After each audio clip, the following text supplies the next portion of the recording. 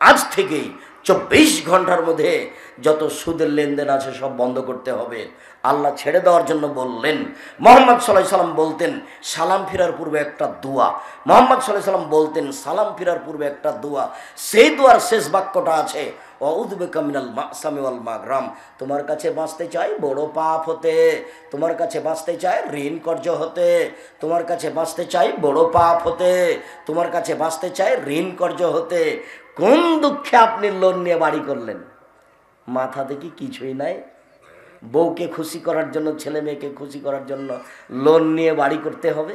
ছি! কোন দুঃখে আপনি লোন নিয়ে ব্যবসা করতে গেলেন?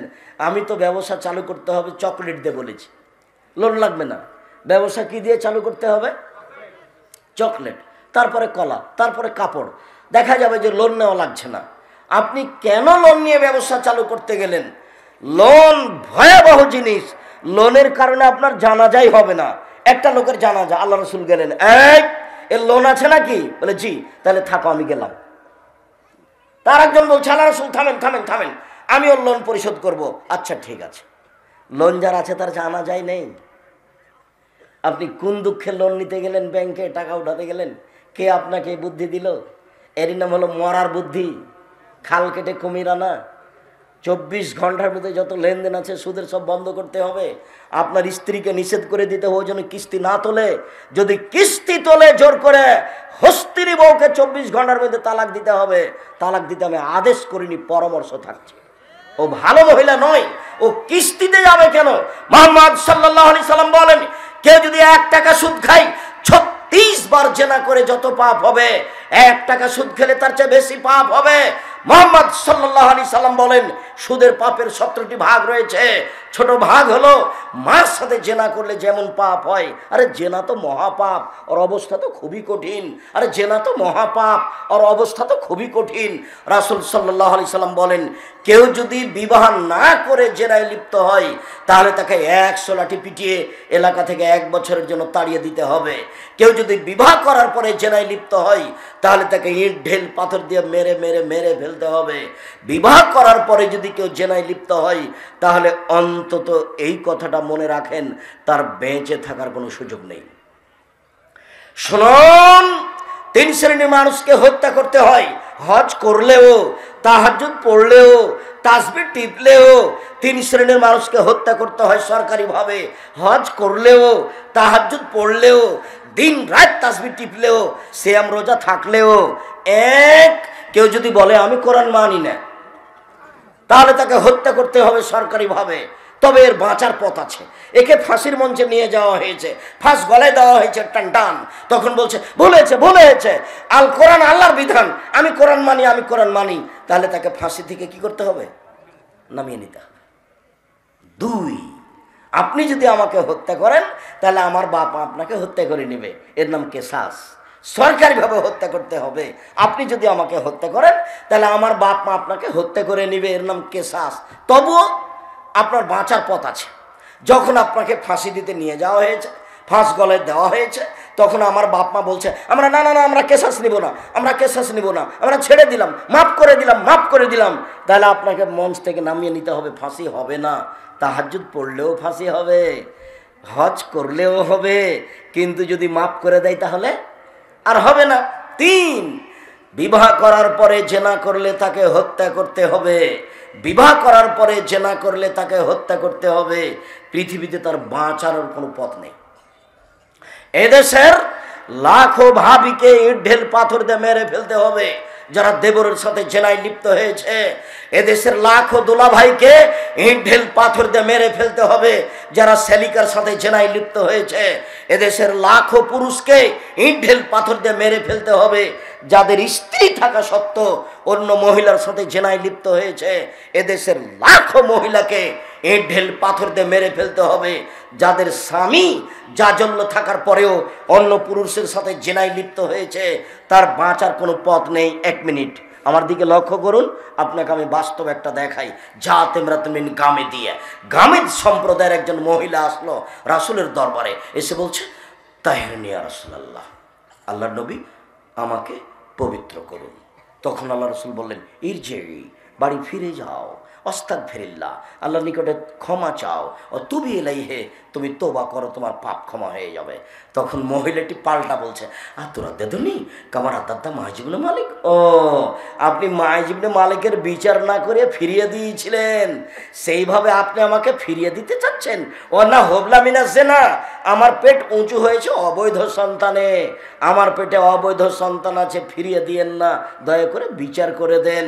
তখন আল্লাহ রসুল বলছেন, ইরজে ইহাত্তা তালে দি, আচ্ছা ঠিক আছে, তুমি বাড়ি চলে যাও, যেদিন সন্তান হবে সেদিন আসিও, আমি বিচার করে দেব। মহিলা চলে গেল।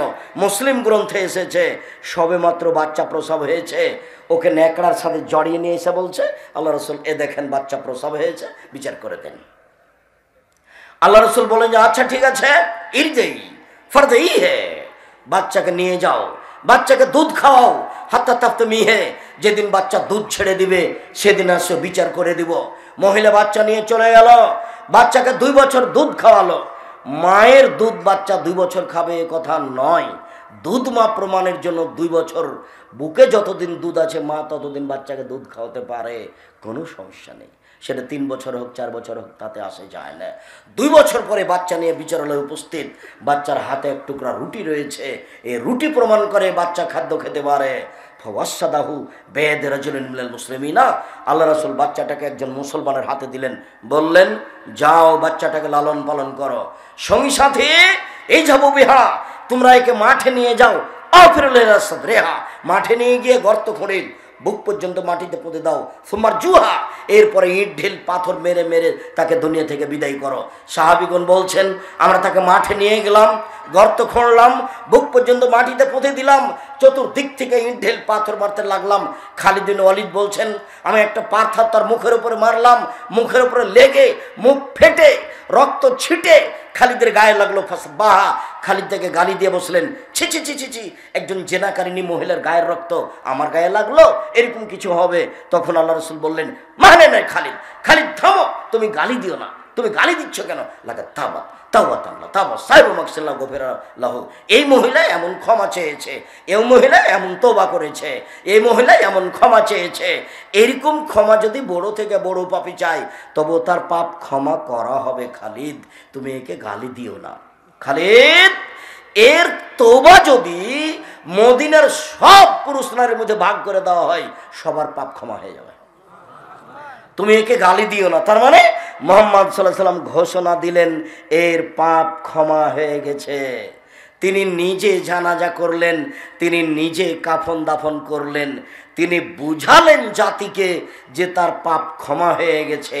এত বড় মানুষ, তিনি জানাজা করেন, কাফন দাফন করলেন, পৃথিবীর সবচেয়ে সেরা মানুষ, এই মানুষটা একটু বলতে পারলেন না যাও তোমার বিচার হবে না, পাপ ক্ষমা হয়ে গেছে, যাও তোমার বিচার হবে না, পাপ ক্ষমা হয়ে গেছে, এই কথা বলতে পারলেন না। মানে বিবাহ করার পরে জেনায় লিপ্ত হলে ফায়সালা উপর থেকে তাকে হত্যা করতে হবে, অতএব পৃথিবীর কোনো পথঘাট দিয়ে তাকে বাঁচানো যাবে না। এর নাম জেনা, এর নাম বিবাহ করার পরে জেনা। আব্দুর রাজ্জাক সাহেব বাঁচার পথ কি? আমাদের দেশে তো বিচার হয় না, তো কান্নাকাটি করেন, তোবা করেন, ক্ষমা চান, ক্ষমা হয়ে যেতে পারেন। তো আল্লাহর সাথে জড়িত পাপ, এই পাপ কার সাথে জড়িত পাপ? আল্লাহর সাথে জড়িত পাপ। কান্নাকাটি করেন, রাতে উঠে 2 রাকাত সালাত আদায় করবেন, 2 রাকাত সালাত আদায় করে হাত তুলে দোয়া করে কান্নাকাটি করবেন। আল্লাহ নবী বলছেন ওই ব্যক্তি আল্লাহর কাছে সবচেয়ে প্রিয় যে চায়, ওই ব্যক্তি খারাপ যে চায় না। রাসূল সাল্লাল্লাহু আলাইহি ওয়াসাল্লাম বললেন আল্লাহর কাছে সবচেয়ে প্রিয় 1 ফোঁটা চোখের পানি, যে আল্লাহর ভয়ে 1 ফোঁটা চোখের পানি ফেলে। আবার গরম পানি একটু দাও না। আবার রাসূল সাল্লাল্লাহু আলাইহি ওয়াসাল্লাম বলেন হাত তুলে দোয়া করলে দোয়া কবুল হয়, হাত তুলে দোয়া করলে দোয়া কবুল হয়, ফিরিয়ে দিতে আল্লাহ লজ্জা পায়, ব্যক্তিগত ব্যাপার। তো এখন রাতে আপনি হাত তুলে দোয়া করছেন মানে আল্লাহ ফিরিয়ে দিবেন না, আপনি কান্নাকাটি করছেন মানে সবচেয়ে ভালো কাজ, আপনি চাচ্ছেন মানে আপনি আল্লাহর কাছে এখন সবচেয়ে প্রিয়। আবার চাচ্ছেন রাত 3টার 2টা পার হওয়ার পরে যেখানে কথা গ্রহণ হবেই, আর আপনি আগে পড়েছেন ইসমে আজম, তারপরে পড়েছেন দরুদ, এখন দোয়া কবুল হবেই। শেষ রাত মানে দোয়া কবুল হবেই। 2 ইসমে আজম দিয়ে দোয়া করেছেন, মানে দোয়া কবুল হবেই। 3 দুরূদ পড়েছেন, মানে দোয়া কবুল হবেই। 4 হাত তুলে বলছেন, মানে ফেরত হবে না। 5 কান্নাকাটি করে বলছেন, মানে কবুল হবেই ইনশাআল্লাহ। তা আপনি এভাবে আল্লাহকে বলেন, তার রহমতের অভাব নেই।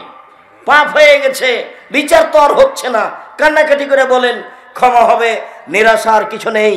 সম্মানিত দিনী ভাই বোন, বলছিলাম সুদের পাপ মহাপাপ, যেই পাপকে জেনার সাথে জড়ানো রয়েছে। জাবির রাদিয়াল্লাহু তাআলা আনহু বলেন, রাসূল সাল্লাল্লাহু আলাইহি সাল্লাম বলেছেন, লা রাসূলুল্লাহ সাল্লাল্লাহু আলাইহি ওয়াসাল্লাম আকালা ওয়া মুকিলাহু ওয়া কাতাবাহু শাহিদাইহি, যে সুদ খায় তারপরে অভিশাপ, যে সুদ দেয় তারপরে অভিশাপ, যে সুদের অঙ্ক লিখে তারপরে অভিশাপ, যে সুদের উপরে সাক্ষী থাকে তার উপরে অভিশাপ। সবাই সমান। বাংলাদেশে এমন কোনো ব্যাংকিং ব্যবস্থা নেই, বাংলাদেশে এমন কোনো ইন্স্যুরেন্স নেই যেটা সুদ মুক্ত। সব জায়গাতে সুদ চলে। অতএব সুদের ব্যাপারে সাবধান থাকুন। 24 ঘন্টার মধ্যে সুদ থেকে ফিরে আসতে হবে। জাবির রাদিয়াল্লাহু তাআলা আনহু বলেন, রাসূল সাল্লাল্লাহু আলাইহি ওয়াসাল্লাম বলেছেন, কুল্লু লাহমিন নাবাতা মিনাস সুহতে কানাতিন রাউলা বিহি, যেই শরীরটা হারাম উপায়ে বেড়ে উঠে তার জন্য জাহান্নাম যথেষ্ট। যেই শরীরটা সুদের উপরে বেড়ে উঠে তার জন্য জাহান্নাম যথেষ্ট।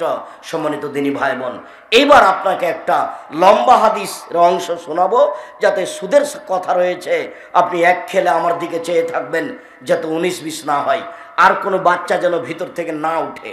আমরা যে লম্বা বক্তব্য দেবো এ কথা নয়, আর আমরা অনেক পরে এসেছি, আসতে হতো 10টার সময়, সেখানে এসেছি 11টা পার হয়ে, যেটা আমি মনে করতে পারিনি। তারপরেও যেহেতু এসেছি, গত রাত্রে অনেক দূরে ছিলাম, তার আগের রাত্রে অনেক দূরে ছিলাম, আমরা ক্লান্তির মধ্যেই আছি। এরপরেও যেহেতু চলে এসেছি, দেরি হয়েছেই, এত মানুষ উপস্থিত হয়েছেন, কথা না বললেও মানায় না, তাই কিছু বলি। আমার দিকে চেয়ে থাকেন, আমরা অল্প সময়ের মধ্যে কথা শেষ করব ইনশাআল্লাহ। সম্মানিত দিনী বোন, আপনি কষ্ট নিয়েন না, আপনার জন্য জান্নাত সহজ।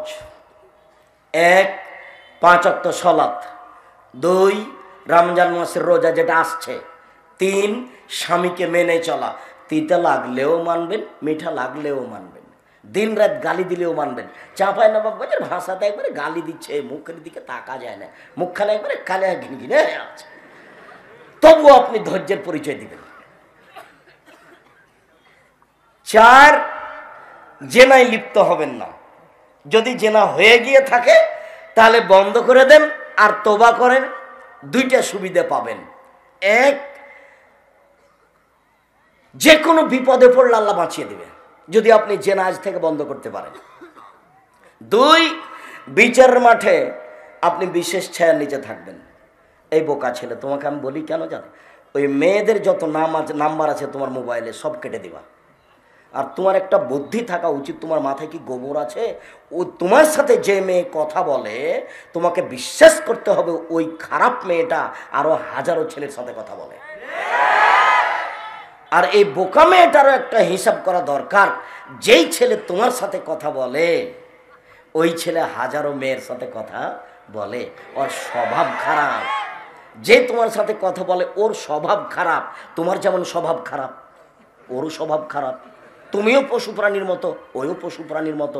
বোঝে না ওরা, অন্তর আছে বোঝে না, দেখেও দেখে না ওরা, চক্ষু আছে দেখে না, শোনেও শোনে না ওরা, কান আছে শোনে না। উলায়েকা কালানাম, তারা পশু প্রাণীর মতো, তারা গরু ছাগলের মতো, তারা কুকুর শ্রীগের মতো, বালু মাজাল বরং তার চেয়ে খারাপ। তুমি যুবতী মেয়ে আরেকজন ছেলের সাথে কথা বলো কি করে? তোমাকে জীবন বাজি রেখে আমি রাত দিন বলে আসলাম, তোমার মোবাইল রিং হচ্ছে, তুমি ধরবে না, ধরবাই না। যদি রিং ধরো অন করে বলবা, জি আসসালামু আলাইকুম, কে বলছিলেন? আব্বা আমার বাড়িতে নাই, পরে কথা বলিয়ে। এইটা আমি তোমাকে শিখে আসলাম, আর তুমি তার সাথে কথা বলো, পেঁচাল পড়ো। তোমার একটু শরম হয় না কেন? তোমার লজ্জা হয় না কেন? তোমার হায়া হয় না কেন? তোমার কারণে তো জাতি ধ্বংস হলো। তুমি হলে ঢেকে রাখা বস্তু, তোর মুখ দেখলে পাপ হয়, তোমার চুল দেখলে পাপ হয়, তোমার হাত দেখলে পাপ হয়, তোমার পা দেখলে পাপ হয়, তোমার অঙ্গ প্রত্যঙ্গ দেখলে পাপ হয়, তোমার গোটা শরীরটাই হচ্ছে আরেকজন পুরুষের জন্য পাপের বস্তু। তুমি কেন এভাবে চলবে? তুমি কোনো পর্দায় থাকা শিখলে না। 2 দিন বাঁচতে এসে মানুষকে পাপী করে, মানুষকে জাহান্নামে ঠেলে দিয়ে নিজে কি করলে এমন? 1 5 ওয়াক্ত সালাত, 2 রমজানের রোজা। 3 স্বামীকে মেনে চলা। 4 জেনায় লিপ্ত না হওয়া। জান্নাতের সব দরজা খোলা। শুনুন, এক খেলে চেয়ে থাকবেন। জাবের রাদিয়াল্লাহু তাআলা আনহু বলেন, অতীব গুরুত্বপূর্ণ কথা আছে। সামরা ইবনে জুনদুব রাদিয়াল্লাহু তাআলা আনহু বলেন, আল্লাহর নবী ফজরের সালাত আদায় করে আমাদের মুখামুখি বসতেন, আমাদের বলতেন, তোমরা স্বপ্নে কিছু দেখেছ? যদি কেউ দেখতো তাহলে বললে রাসূল স্বপ্নের তাবির করে দিতেন। একদিন আমাদের বলছেন, শোনো, তোমরা স্বপ্নে কিছু দেখেছ? আমরা বললাম, জি না, আমরা তো স্বপ্নে কিছু দেখিনি। ও আচ্ছা, আমি শোনো, আমি গত রাত্রে দেখলাম স্বপ্নে 2 জন মানুষ আসলো, এসে আমার 2 হাত ধরলো, একজন ডান হাত একজন বাম হাত ধরে আমাকে বাইতুল মুকাদ্দাসের দিকে নিয়ে যাচ্ছে। যেতে যেতে দেখি একটা লোক বসে আছে আর একটা লোক দাঁড়িয়ে আছে। যে দাঁড়িয়ে আছে তার হাতে একটা লোহার বাঁকা লাঠি আছে। যে লোকটা দাঁড়িয়ে আছে তার হাতে একটা লোহার বাঁকা লাঠি আছে।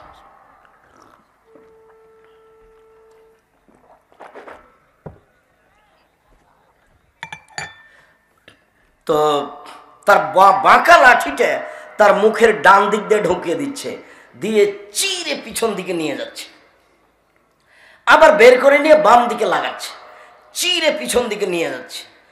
তো বাম দিকে চিরতে না চিরতে দেখে ডান দিক ঠিক হয়ে গেছে, আবার ডান দিক চিরছে। তো আমি দেখে অবাক হয়ে গেলাম। আমি বললাম, মাহাজা, একই দৃশ্য। কালা তারা 2 জন বললেন, ইনতালেক, চলতে থাকেন। তা আমি কিছু না বলে চলতে থাকলাম। চলতে চলতে দেখি একটা লোক চিত হয়ে শুয়ে আছে, মাথার পিছনটা মাটির উপরে আছে, চিত হয়ে শুয়ে আছে। একটা লোক দাঁড়িয়ে আছে, বাইনায়া দেখে ফেরতনে সাকরা, তার সামনে একটা বড় পাথর আছে।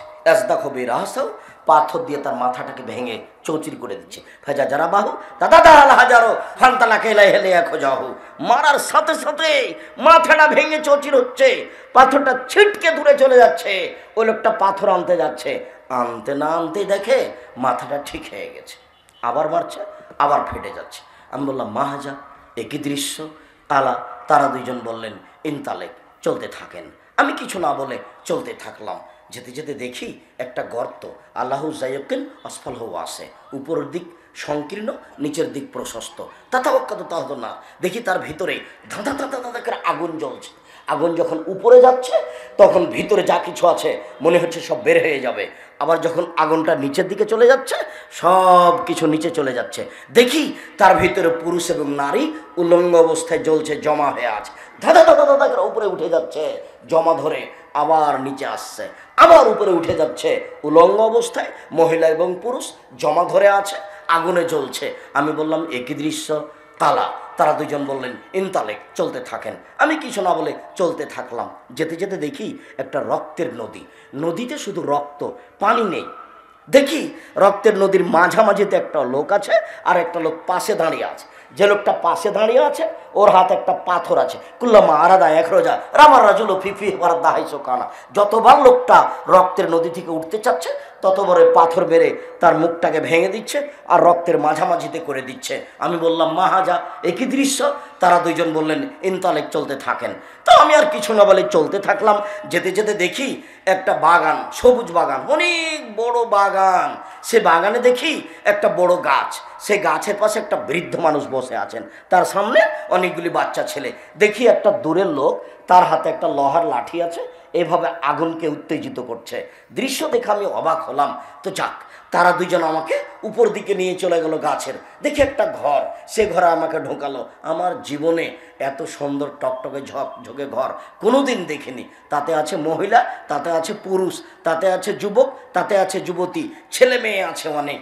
তারপর সেখান থেকে আমাকে বের করে নেওয়া হলো, উপরে আর একটা ঘরে নিয়ে যাওয়া হলো। আল্লাহুস সামাদ, পরের ঘরটা আরও অনেক অনেক অনেক বেশি সুন্দর। তাতে আছে যুবক, তাতে আছে বৃদ্ধ, তাতে আছে যুবক, তাতে আছে বৃদ্ধ। তখন আমি বললাম, এই শোনো, এতক্ষণ পর্যন্ত যা দেখলাম আমাকে বলে দাও, কি দেখলাম? তখন তারা 2 জন বললেন, হ্যাঁ, সব বলে দেব। শোনেন, আপনাকে সব বলে দিই। এবার শুরু হয়ে গেল যা কিছু দেখলেন তা বলা। এক খেলে চেয়ে থাকবেন। যারা আমাকে দেখতে পাচ্ছেন, যারা দেখতে পাচ্ছেন না, কষ্ট হলেও আমার কণ্ঠের দিকে চেয়ে থাকেন, আপনি বুঝতে পারবেন ইনশাআল্লাহ। আমার দিনী বোনেরা যারা বসে আছেন তারা এক খেলে চেয়ে থাকবেন, এসেছেন কিছু জানার জন্য। কিছু শোনার জন্য, বুঝার জন্য।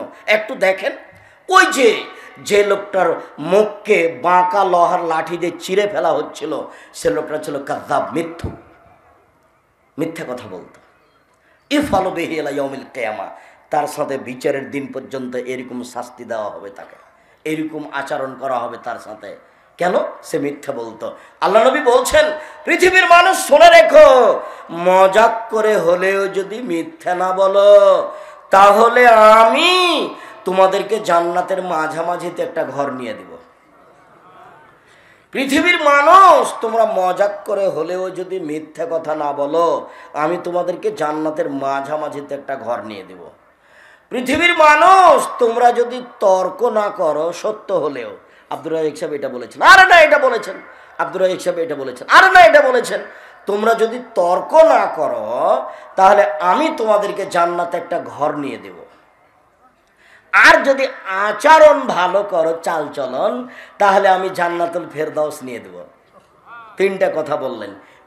এক, তর্ক ছেড়ে দাও, জান্নাতে একটা ঘর নিয়ে দেব। দুই, মজাক করে হলো মিথ্যা যদি না বলো, জান্নাতে একটা ঘর নিয়ে দেব।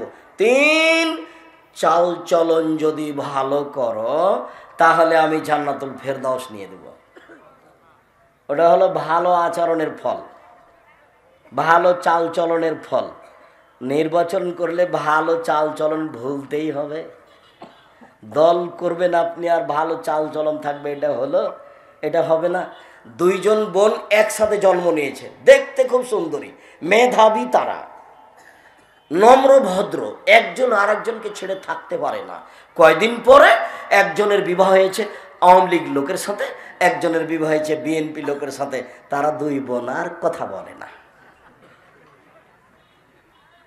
আমিও দেখেছি বহু মানুষ কথা বলে না, সুন্দর করে গীবাত করে আর বলে যে আমি নেকির কাজ করছি। সুন্দর করে গীবাত করে। চাঁপাইনবাবগঞ্জের ভাষাতে, দল করলে তুই তো বদনাম করবি, তোর বাপ করবে। দলের ফল হলো এটা, দল করলে আপনাকে বদনাম করাই লাগবে। বলে তার ভাষা চাঁপাইনবাবগঞ্জে, তুই তো করবি, তোর বাপকে করতে হবে। খালি থাকতে হবে, জেহেনকে প্রশস্ত খালি রাখতে হবে, তাহলে আপনি মানুষকে ভালোবাসতে পারবেন। নইলে আপনি মানুষকে ভালোবাসতে পারবেন না, চালচলন আপনার ভালোভাবে টিকবে না। যারা মিথ্যে কথা বলে, তাদের সাথে এরূপ আচরণ করা হবে। ওই যে আপনি দেখলেন, যার মাথাকে ভেঙে চৌচির করে দেওয়া হচ্ছে, তিনি হচ্ছেন মাওলানা মানুষ। এবার কঠিন। আব্দুর রাজ্জাক সাহেব বলেন কিছু তাহলে? হ্যাঁ বলি, আরো কিছু। কি বলবেন?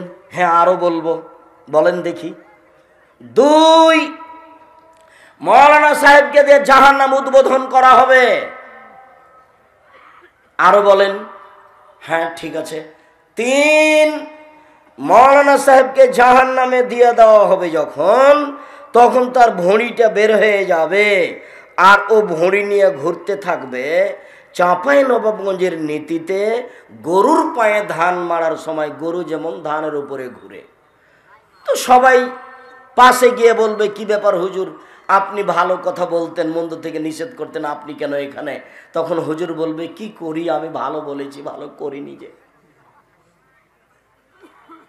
অবাক হবেন, তার বাড়িতে পর্দা পুষতে কিছুই নেই, আর আমাদের সামনে এমন পর্দার বক্তব্য দিল।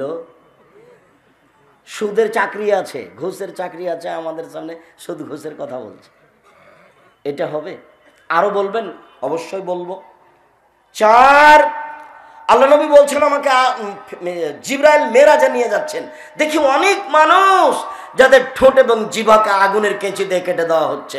আমি বললাম, ইন্নালিল্লাহ, জিবরাইল কি কথা, এরা কারা যাদের ঠোঁট এবং জিভাকে আগুনের কেঁচি দিয়ে কেটে দেওয়া হচ্ছে? তখন জিবরাইল বলছেন, হাউলায়ে খতবান উম্মতিক, এরা হচ্ছে আপনার উম্মতের বক্তা, যারা বক্তৃতা করে বেড়াতো। এক, পাথর দিয়ে মাথা ফাটিয়ে দেওয়া হচ্ছে মাওলানা সাহেবের। দুই, ওকে দিয়ে জাহান্নাম উদ্বোধন। তিন, জাহান্নামে ফেলা হলে নাড়ি ভুঁড়ি বের হবে, ও ঘুরতে থাকবে। চার, আগুনের কেঁচি দিয়ে তার জিহ্বা এবং ঠোঁটকে কেটে দেওয়া হবে। লা হাওলা ওয়ালা কুওয়াতা ইল্লা বিল্লাহ, আস্তাগফিরুল্লাহ ওয়া আতুবু ইলাইহি, আস্তাগফিরুল্লাহ ওয়া আতুবু ইলাইহি। আল্লাহ রাসূল বললেন, বাল্লিগু আন্নী ওয়ালা আয়া, পৃথিবীর মানুষ, আমার একটা কথা জানা থাকলে অন্যকে বলো, ও হাদিসুন বানি ইসরাইল আল হারাজ, বানি ইসরাইল কাহিনী বলো, কোনো দোষ নেই। ওমান কাযাবা ইলা মুতাম্মিদান ফালিয়াতাবা মাকাদু মিনান নার, কেউ যদি কোনো কথা আমার নামে বলে, সেই কথা যদি আমার না হয়, কেউ যদি কোনো কথা আমার নামে বলে, সেই কথা যদি আমার না হয়, তাহলে তার থাকার জায়গা জাহান্নাম। হুজুর যত বড়ই হোক, জুব্বা যত বড়ই হোক, আলখাল্লা যত বড়ই হোক, আমি জীবন বাজি রেখে বলে আসছি, এরকম তাফসির মাহফিল বন্ধ করতে হবে। যেখানে মিথ্যা তাফসির হয়, এরকম বক্তব্য বন্ধ করতে হবে। যার শরীয়ত সম্পর্কে কোনো জ্ঞানই নেই, অবাক হতে হয় তার তাফসিরে, অবাক হতে হয় তার বক্তব্যে, খুব কষ্ট পায়। আমার চাচাতো ভাই বলছে, আরে শুন, একজন মুফাসসির এসেছিল, এমন তাফসির করলো যেগুলো তুই জানিস না। তো কি করলো? হ্যাঁ, তুই তো জানিসই না। আচ্ছা ঠিক আছে, কি করলো? তো বলছে যে শোন, জিবরাইল আদম আলাইহিস সালাম ঘুম থেকে উঠে দেখছেন পাঁজর একটা সুন্দরী মহিলা পাশে বসে আছে। তো আদম আলাইহিস সালাম হাত বাড়ালছেন, গায়ে হাত দিতে যাচ্ছেন, তখন ফেরেশতা বলছেন থামেন। তো আদম আলাইহিস সালাম বলছেন কেন? তো ফেরেশতা বলছেন মোহর দিতে হবে। কি দিতে হবে? মোহর দিতে হবে। তো আদম আলাইহিস সালাম বলছেন মোহর আবার কি? তখন ফেরেশতা বলছেন মুহাম্মদ সাল্লাল্লাহু আলাইহি সাল্লামের উপরে 1000 বার দরুদ পড়ে দিতে হবে, এটা হলো মোহর। আল্লাহ বলছেন যে আমি আদমকে সবকিছু শিখিয়ে দিয়েছি। পৃথিবীতে সবচেয়ে বড় শিক্ষিত মানুষ হলেন আদম, তার চেয়ে বড় শিক্ষিত মানুষ পৃথিবীতে কেউ ছিল না, সব কিছুই জানতেন। তো যে লোকটা সব কিছুই জানতেন, তিনি তার বউকে কিভাবে হালাল করতে হবে সেটাই জানতেন না। তার যখন বলা শেষ হলো, তখন আমি বললাম তো আপনার মুফাসসিরকে 80 লাঠি পিটাতে হবে। কেন? ও নবীর উপরে অপবাদ লাগিয়েছে এই জন্য। উপস্থিত বৈঠকের দিনই বোন, আমি আপনাকে বলছি, আপনি এইভাবে পাড়ায় পাড়ায় গিয়ে, থানায় থানায় গিয়ে মহিলা নামে দিন প্রচার বন্ধ করেন, আপনার প্রায় সব কথাই মিথ্যে। আপনি যে বুবু বুবু করে এগুলো বলছেন, আপনার প্রায় শতকরা 90টাই মিথ্যে।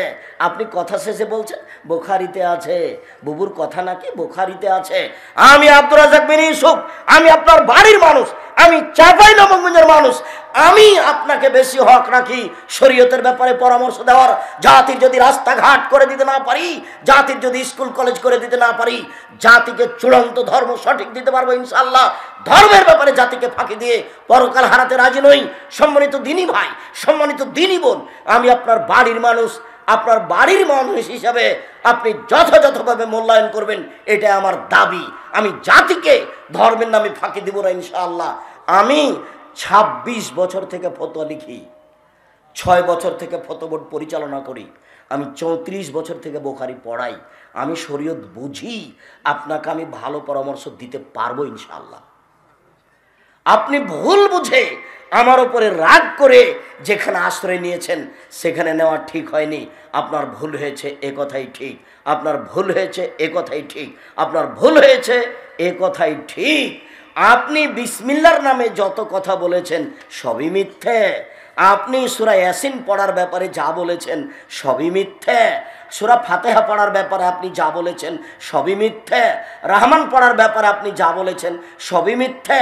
কোরআন তেলাওয়াতের ব্যাপারে আপনি যা বলেছেন প্রায়ই মিথ্যে। আমি বলেছি কেউ যদি রাতে সূরা মুলক পড়ে তাহলে তার কবরের শাস্তি হবে না, এই কথা মুহাম্মদ সাল্লাল্লাহু আলাইহি ওয়াসাল্লাম বলেছেন, হাদিস ঠিক। আমি এটা বলেছি। আমি বলেছি রাতে আল্লাহর নবী ঘুমাতেন তখন সূরা সাজদা পড়তেন, রাতে ঘুমানোর সময় সূরা সাজদা পড়তে হবে। আমি বলেছি রাতে ঘুমানোর সময় আয়াতুল কুরসি পড়তে হবে। আমি বলেছি যে আপনি মহিলা মানুষ, আপনার রান্নাঘরটা একটু পরিষ্কার রাখবেন, সব কিছু বিসমিল্লাহ ব্যবহার করবেন। ওই যে চাউল মেপে দেওয়ার সময় চাউলটা পড়ে গেছে, আপনি উঠিয়ে নেননি, কোটি টাকা ইনকাম করলে আপনি বাড়িতে বরকত ঠেকাতে পারবেন না, বরকত এমনিতেই চলে যাবে। আপনাকে আমি কতবার বলেছি, আমি যেসব বই পুস্তকগুলো লিখেছি, আমি আপনার দিনী ভাই, আমি আপনার কাছের ভাই, আমি আপনার বাড়ির মানুষ। আপনি এই বইগুলি নিয়ে মানুষের সামনে পেশ করেন, ইনশাল্লাহ কোনো সমস্যা হবে না। আমি দেখে জেনে বুঝে লিখেছি। আমি আপনার বাড়ির মানুষ, আপনাকে আমি সম্মান করতে চাই। তারপরে যে আপনি দেখলেন ওই যে পুরুষ এবং নারী উলঙ্গ অবস্থায় আগুনের ভিতরে জ্বলছে, ধাঁধা ধাঁধা ধাঁধা করে চলে যাচ্ছে উপরের দিকে, আবার নিচে নেমে আসছে। এরা হচ্ছে ব্যভিচারিণী। শুনুন 1 মিনিট, এই ছেলে শোনো, আল্লাহ নবী বলছেন আমার 2 হাত ধরে জিবরাইল মিকাইল আরেকদিন নিয়ে যাচ্ছেন, দেখি অনেক মানুষ ফুলে ফেফে মোটা মোটা হয়ে আছে, 30 হাত 40 হাত উঁচা হয়ে আছে, এমন গন্ধ, গন্ধে টিকা যায় না। মনে হচ্ছে যেন এরা গ্রামের টয়লেট, মনে হচ্ছে যেন এরা গণশৌচাগার, এত গন্ধ। মনে হচ্ছে যেন এরা গ্রামের টয়লেট, মনে হচ্ছে যেন এরা গণশৌচাগার, আর ফুলে ফেফে আছে। আমি বললাম জিবরাইল এরা কারা? তখন জিবরাইল বললেন অহমুজ্জনাতা জাওয়ানি, এরা হলো ব্যভিচারিণী। তখন আল্লাহ রাসূল একটা কথা বললেন, হাদিসে একটু ত্রুটি আছে, যেসব মহিলারা জেনায় লিপ্ত হয় ওদের লজ্জা স্থানের গন্ধে জাহান্নামীরা জাহান্নামে টিকতে পারবে না। 1 মিনিট, এই ছেলে তুমি কি আসলে বুঝতে পারছো? যারা পুরুষ এবং নারী উলঙ্গ অবস্থায় জমা ধরে আছে, আগুনের ভিতরে ধাঁধা করে উপরে চলে যাচ্ছে, আবার নিচে আসছে, এরা কারা? এরা ব্যভিচারিণী। তুমি বুঝতে পেরেছো কি না? কথাটা যেন তোমার মাথায় থাকে, এই জন্য আমি কথাটা ঘুরিয়ে ধরলাম। আরেকটা কথা আল্লাহ নবী বলেছেন, আমাকে জিবরাইল নিয়ে যাচ্ছেন, দেখি অনেক মানুষ ফুলে ফেফে মোটা মোটা হয়ে আছে, খুব গন্ধ। তা আমি বললাম জিবরাইল এরা কারা? তখনও জিবরাইল বললেন এরা হলো ব্যভিচারিণী। নাউযুবিল্লাহ মিন যালিক, নাউযুবিল্লাহ মিন যালিক, নাউযুবিল্লাহ মিন যালিক। আস্তাগফিরুল্লাহ ওয়া আতুবু ইলাইহি, আস্তাগফিরুল্লাহ ওয়া আতুবু ইলাইহি, আস্তাগফিরুল্লাহ ওয়া আতুবু ইলাইহি, আস্তাগফিরুল্লাহাল্লাযী লা ইলাহা ইল্লা হুয়াল হাইয়ুল কাইয়্যুম ওয়া আতুবু ইলাইহি। রব্বিগফিরলি ওয়া তুব আলাইয়া ইন্নাকা আনতাত তাওয়াবুল গফুর। আল্লাহুম্মা আনতা রব্বি লা ইলাহা ইল্লা আনতা খালাকতানি ওয়া আনা আবদুকা ওয়া আলা আহদিকা ওয়া আদিকা মাসতাতাতু আউযু বিকা মিন শাররি মা সানাতু আবু লাকা বিনি'মাতিকা আলাইয়া ওয়া আবু বিযামবি ফাগফিরলি ফাইন্নাহু লা ইয়াগফিরুজ যুনুবা ইল্লা আনতা। তারপরে যে আপনি দেখলেন রক্তের নদীতে একটা লোক পড়ে আছে, এ হলো সুদখোর। এই বাক্যটা আমাদের আলোচনার সাথে সম্পৃক্ত। যাকে রক্তের নদীতে পড়ে থাকা দেখা গেল, পাশ থেকে পাথর মেরে মুখখান ভেঙে দেওয়া হচ্ছে, একে সুদখোর। 1 টাকা সুদ খেলে 36 বার জেনা করে যত পাপ হবে, 1 টাকা সুদ খেলে তার চেয়ে বেশি পাপ হবে। 2, সুদের 17টি ভাগ রয়েছে, ছোট ভাগ হলো মার সাথে জেনা করলে যেমন পাপ হয়। 3, কেউ যদি সুদ খায় তাহলে তাকে রক্তের নদীতে ফেলে দিয়ে পাশ থেকে পাথর মেরে তার মুখকে ভেঙে চৌচির করা হবে। বুখারী। অতএব সুদ থেকে বেঁচে থাকতে হবে, 24 ঘন্টার মধ্যে সুদের লেনদেন বন্ধ করতে হবে, করতেই হবে যে কোনো মূল্যে। ছেলে মানুষের বাড়িতে কাজ করে খাবো। কি করে খাবো? মানুষের বাড়িতে কাজ করে খাবো।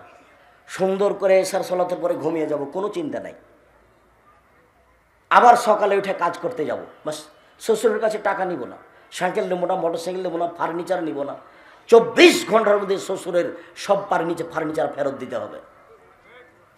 বাপ বেটা ভিক্ষা করে খাবো। আমি ভিক্ষা করতে বলি এটা সবচেয়ে খারাপ। জায়েজ ভিক্ষা করা কি জায়েজ, তবে এটা পছন্দ নয়। বাপ বেটা ভিক্ষা করে খেতে আমি বলিনি, আমি তোমাকে কষ্ট দিয়ে বলছি যাতে করে তোমার মনে থাকে। ভিক্ষা করে খাবো কেন? দিন মজুরি করে খাবো। চাঁপাইনবাবগঞ্জের মানুষ কাজ জানি সেটা করে, চাঁপাইনবাবগঞ্জের মানুষ বাইরে যায় না। কত যে দেশে বিদেশে ঘুরি, কোনোদিন চাঁপাইনবাবগঞ্জের মানুষ দেখতে পায় না। খালি কুমিল্লা, খালি সিলেট, খালি চট্টগ্রাম, খালি নোয়াখালী, যেখানেই যাব, যে দেশেই যায়। তারপরে যে আপনি দেখলেন গাছের পাশে বসে আছেন বৃদ্ধ মানুষ, উনি হচ্ছেন ইব্রাহিম। তার সামনে কতগুলি বাচ্চা ছেলে, ওরা মানুষের ছেলে, সবাই জান্নাতে যাবে। তারপর একটা লোককে দেখলেন আগুন উত্তেজিত করছেন, ইনি হচ্ছেন জাহান্নামের মালিক। তারপরে প্রথম ঘরটাতে ঢুকলেন, এটা হলো সাধারণ মুমিনের ঘর। তারপরের ঘরটাতে ঢুকলেন, এটা হলো শহীদদের ঘর। আমি আপনার ডান হাত ধরে আছি, আমি হচ্ছে জিবরাইল। আপনার বাম হাত ধরে আছেন ইনি, ইনি হচ্ছেন মেকাইল। আপনি মাথাটা উপর দিকে করেন, করলাম, ওই যে একটা ঘর, এটা আপনার ঘর। হ্যাঁ, ধান হাত খোলো মাঞ্জেলি, তাহলে ছেড়ে দাও তোমরা, আমি এই ঘরে ঢুকে যাই। না না না না না, আপনার বয়স বাকি আছে। যখন আপনার বয়স শেষ হয়ে যাবে তখন আপনি এই ঘরে চলে আসবেন। বুখারী। সম্মানিত দিনী ভাই বোন, আমি আপনাদেরকে কোরআন এবং সহিহ হাদিস মেনে চলার অনুরোধ জানিয়ে চারটা কথা বলে যাচ্ছি। এক, 5 ওয়াক্ত সালাত।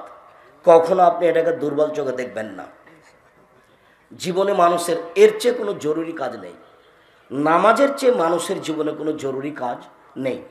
পৃথিবীতে মানুষের জীবনে নামাজের চেয়ে সলাতের চেয়ে কোনো জরুরি কাজ নেই। 2, হালাল রুজি।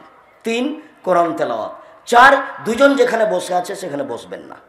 আমি আপনাদের কাছের মানুষ, আপনাকে 7-8 মার্চ রূপগঞ্জ, নারায়ণগঞ্জ, ঢাকা সম্মেলন প্রতিষ্ঠান দেখতে যাওয়ার জন্য অনুরোধ জানাচ্ছি। ইনশাআল্লাহ যান, এখানে ট্রেনে উঠবেন আর বিমানবন্দরে নামবেন, একেবারেই নিকটে। বিশাল প্রতিষ্ঠান, একদিক থেকে একদিক 9 পয়েন্ট কমে 1 কিলোমিটার। এটা নিজের জিনিস দেখতে যেতে হবে। চাঁপাইনবাবগঞ্জ যেমন আপনার একটা স্বাদ থাকা দরকার। আমি এই স্বাদের দাবি করি। আপনি যাবেন সামনে বৃহস্পতিবার, শুক্রবার, জামিয়া সালাফে রূপগঞ্জ, নারায়ণগঞ্জ, ঢাকা একেবারেই নিকটে। আর যাওয়ার সময়তে আব্দুল্লাহ মিন্নাতুল বারী, আপনাদের সবার প্রিয় সন্তান, সবার প্রিয় ভাই, আমিও ভালোবাসি তার বক্তব্য, আমিও শুনি। অনেক সময় তার বক্তব্য শুনলে আমার কাছে অনেক বিদ্যা বেড়ে যায়। আমি বুঝতে পারি, হ্যাঁ এটাই ঠিক, হ্যাঁ এটাই ঠিক, যেটা আমি তার বক্তব্যের আগে বুঝতে পারিনি। তো মিন্নাতুল বারী তার হাতে লেখা, তার সিলেবাস আছে, কি সিলেবাসও লিখলো সেগুলো দেখেন। আর আল ইতেসাম পত্রিকা নিয়ে যাবেন। জামিয়া সালাফের মুখপাত্র, দোয়ার ওপরে যে বইটা আছে, নামাজের ওপরে বই আছে। আমি এগুলো সম্ভবপর চেষ্টা করেছি আপনাদের বাড়ির মানুষ হিসাবে সবাই যেন ঠিক মতো চলতে পারি, থাকতে পারি, ইবাদত করতে পারি। আমি ঘাটতি করিনি। যদি আপনি না নেন সেটা আপনার ঘাটতি, আমি চেষ্টা চালিয়েছি। সকল দিনী ভাই বোনকে আদর্শ নারী, আদর্শ পরিবার, বক্তা শ্রোতার পরিচয়, এই বইগুলি সংগ্রহ করতে বলছি। বিশেষভাবে দিনী বোন যারা, বেগম রোকেয়াকে ঠেকানো হয়েছে, বেগম রোকেয়া লিখেছে অবরোধবাসিনী। এবার বই লেখা হয়েছে কেন হব অবরোধবাসিনী। অবরোধবাসীন আমরা নই, কেনই নির্যাতন কি তার প্রতিকার। এটা মহিলাদের জন্য, কেনই নির্যাতন কি তার প্রতিকার। ওই চাদর ধরে থাকবে আপনাদের সামনে গেটে, যার যতটুকু সম্ভব সবাই সহযোগিতা করবেন। সবাই জানেন কওমি মাদ্রাসা। সকল দিনী ভাই বোনকে স্টেজ থেকে বইগুলি সংগ্রহ করার জন্য অনুরোধ জানাচ্ছি। বিশেষভাবে আল ইতেসাম পত্রিকা, আজকে প্রশ্ন উত্তর হবে না, বিশেষভাবে আল ইতেসাম পত্রিকা আপনাকে স্টেজ থেকে নেওয়ার জন্য অনুরোধ জানাচ্ছি। বিশেষভাবে আব্দুল্লাহর বুখারীর ব্যাখ্যা, ব্যতিক্রম ব্যাখ্যা মিন্নাতুল বারী, এগুলো সংগ্রহ করার জন্য অনুরোধ জানাচ্ছি। আমার দিনী বোনদেরকে কেন হব অবরোধবাসিনী, কেন এই নির্যাতন কি তার প্রতিকার, এই বইগুলি সংগ্রহ করার জন্য অনুরোধ জানিয়ে আপাতত আজকের মতো কথা এখানে শেষ করলাম। সুবহানাকা আল্লাহুম্মা ওয়া বিহামদিকা আশহাদু আল্লা ইলাহা ইল্লা আনতা আস্তাগফিরুকা ওয়া আতুবু ইলাইক। আসসালামু আলাইকুম ওয়া রাহমাতুল্লাহ।